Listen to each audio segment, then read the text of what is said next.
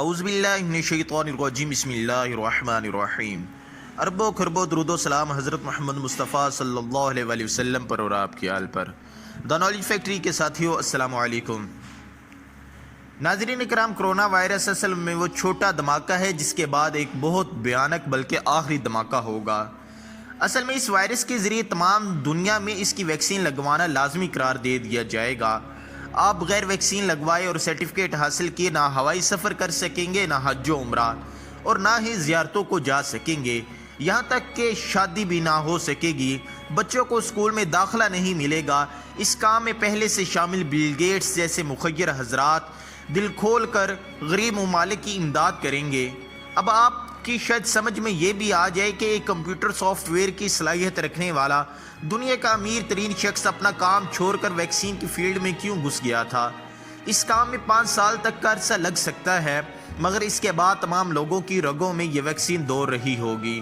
یوں سمجھے کہ ایک سرکاری وائرس دوڑ رہا ہوگا جسے کبھی بھی کسی بھی جگہ متحرک کیا جا سکے گا، کبھی بھی کہیں بھی یہ وبا پھیلائی جا سکے گی، اور کم خرچہ اور بلا نشین انداز سے ایسا حملہ کیا جا سکے گا جس میں نہ ہتھیار استعمال ہوں گے اور نہ ہی املاک کو نقصان پہنچے گا۔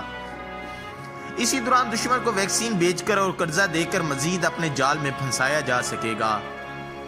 معزز خواتین و حضرات، کرونا یا کووڈ-19 کا کام صرف آپ کو ویکسین لگوانے کے لیے تیار کرنا ہے، اصل دھماکہ اس کے بعد ہوگا۔ اللہ ہم سب کو دجال کی چالوں اور فتنوں سے محفوظ رکھے۔ معزز خواتین و حضرات، ایک نئی تھیوری، کرونا وائرس، 5G اور ایجنڈا نینو چپ۔ اکانومسٹ میگزین اپریل 2020 شمارے میں 5 خفیہ پلانز کا اعلان کیا گیا ہے۔ اس ویڈیو میں 5 یہودی پلانز کو ڈی کوڈ کیا جائے گا۔ Number 1، everything is under control.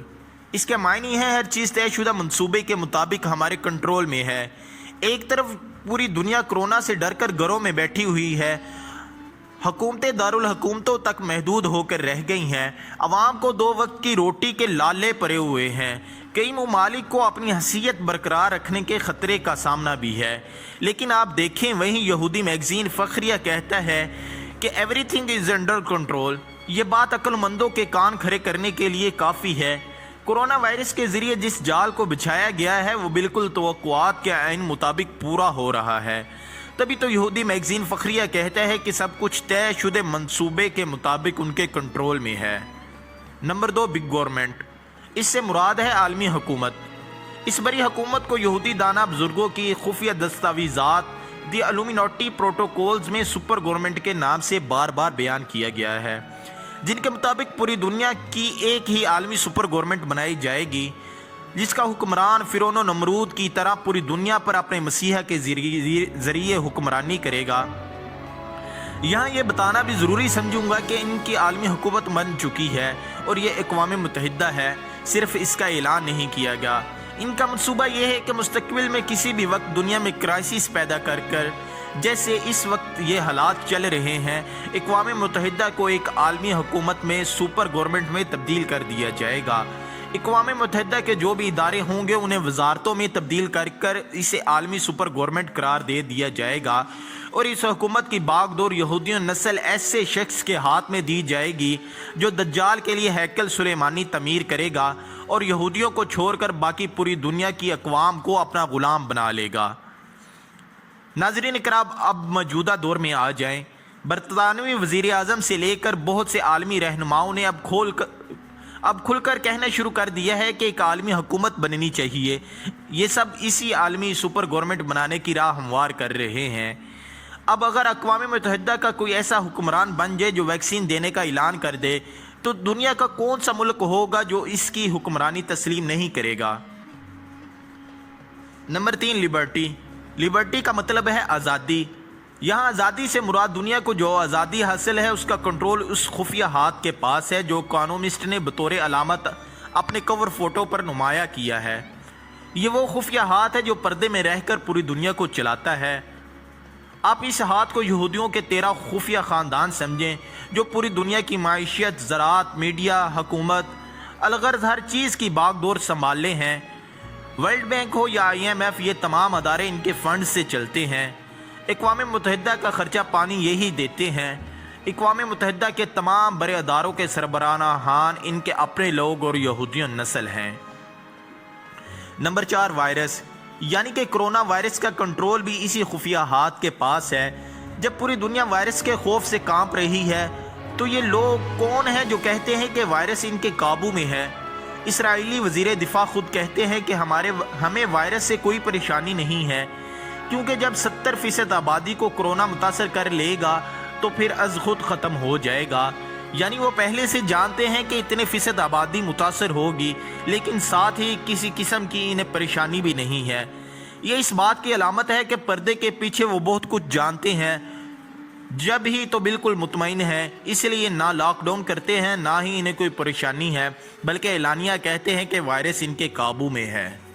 ناظرین کرام، نمبر 5، دی ایئر وداؤٹ ونٹر۔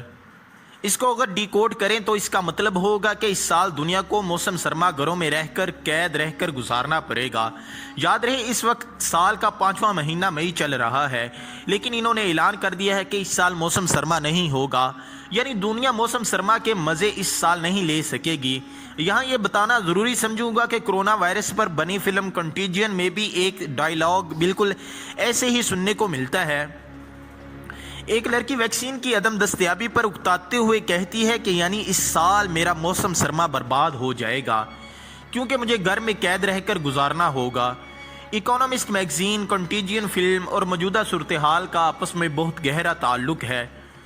اس کے علاوہ کچھ اور عوامل بھی ہیں جنہیں ابھی تک اکانومسٹ میگزین نے نمایاں نہیں کیا، شاید اگلے مہینے کے شمارے میں ظاہر کر دیں۔ میں آپ کو پہلے ہی آگاہ کر دیتا ہوں۔ پہلا پروجیکٹ ہے 5G۔ سب سے پہلے 5G انسٹالیشن جو لاک ڈاؤن کے دوران دنیا کے بیشتر ممالک میں چپکے سے کی جا رہی ہے۔ عالمی میڈیا کو اس کی رپورٹنگ سے روکا گیا ہے۔ میڈیا پر آپ کو 5G کے متعلق کوئی خبر نہیں ملے گی۔ لندن میں مکمل لاک ڈاؤن ہے، لیکن وہاں 5G انسٹالیشن کا عملہ پھر بھی دن رات پولز پر ٹاورز نصب کرنے میں مصروف ہے۔ پاکستان میں ٹیلی نور اور زون کی کمپنیوں نے اشتہارات کے ذریعے 5G کی پروموشن شروع کر دی ہے۔ آخر یہ 5G کیا بلا ہے؟ یہ دراصل انٹرنیٹ سپیڈ کی تیز ترین رفتار ہے جو اگر کسی علاقے میں لگا دی جائے، انسٹال کر دی جائے تو اس پورے علاقے کو ایک سپر کمپیوٹر کے ذریعے ہر وقت ویڈیو پر دیکھا جا سکے گا۔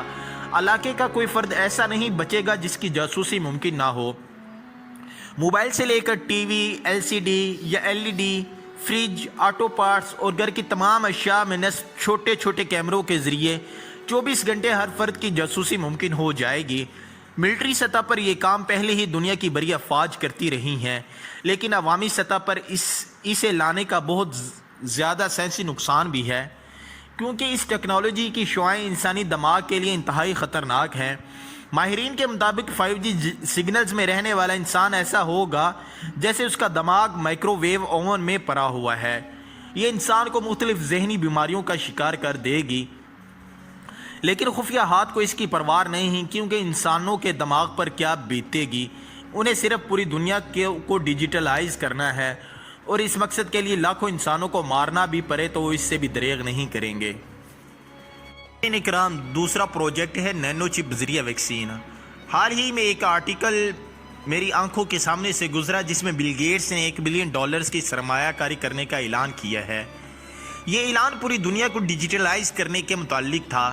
سوال یہ ہے کہ پوری دنیا کو ڈیجیٹلائز کیسے کیا جائے گا؟ اس کا جواب ہے 5G اور نینو چپ سے۔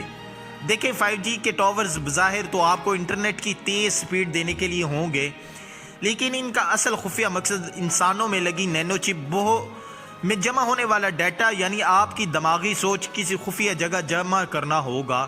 وہ خفیہ ہاتھ جسے آپ اکانومسٹ میگزین پر دیکھ سکتے ہیں پوری دنیا کے انسانوں کے دماغوں میں پیدا ہونے والی سوچ کو کسی نامعلوم جگہ پر اپنے سپر کمپیوٹر کے ذریعے دیکھے گا۔ میں وثوق سے کہہ دیتا ہوں وہ یہودیوں کا مسیحا ہوگا جو اقوام متحدہ کی سپر گورنمنٹ سنبھالتے ہی ان ٹیکنالوجیز سے انسانوں کے دماغ بھی پڑھ لے گا، بلکہ کسی کے بولنے سے پہلے اس کے خیالات بھی جان لے گا۔ بالکل ایسے ہی ایک حدیث بھی ملتی ہے کہ دجال ایک جگہ سے گزرے گا جہاں کسی شخص کے والدین فوت ہو گئے ہوں گے۔ وہ شخص سوچ رہا ہوگا کاش میرے والدین دوبارہ زندہ ہو جائیں۔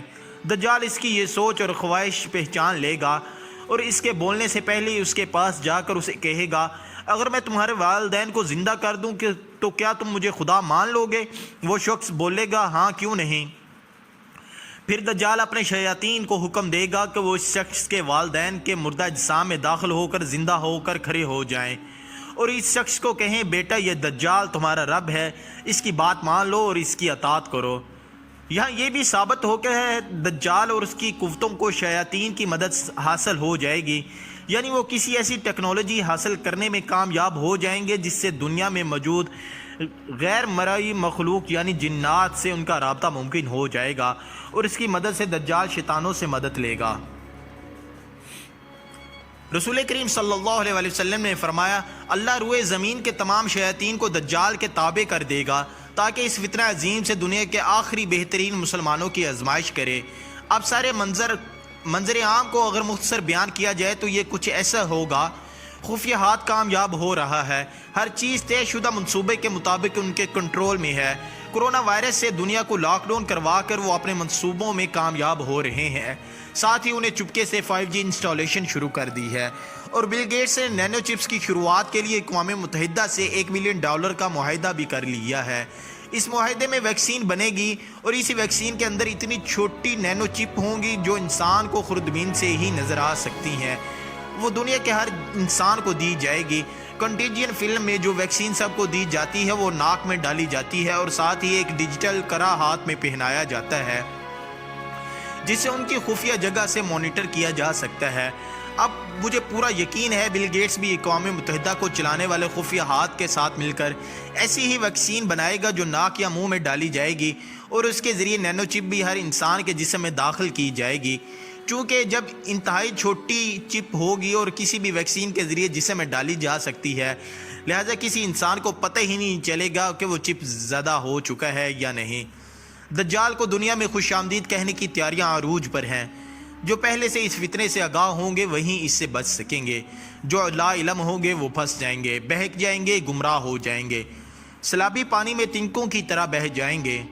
خواتین و حضرات سے درخواست ہے کہ اس دجال کے فتنے کو قرآن و سنت کی روشنی میں سمجھنے کی بھرپور کوشش کریں اور اس فتنے سے بچنے کے لیے دین اسلام نے جو رہنمائی دی ہے اسے اپنی زندگیوں میں فوری طور پر اختیار کریں تاکہ کہیں بھی بے خبری میں اپنی دنیا و آخرت اپنے ہاتھوں سے برباد نہ کر لیں۔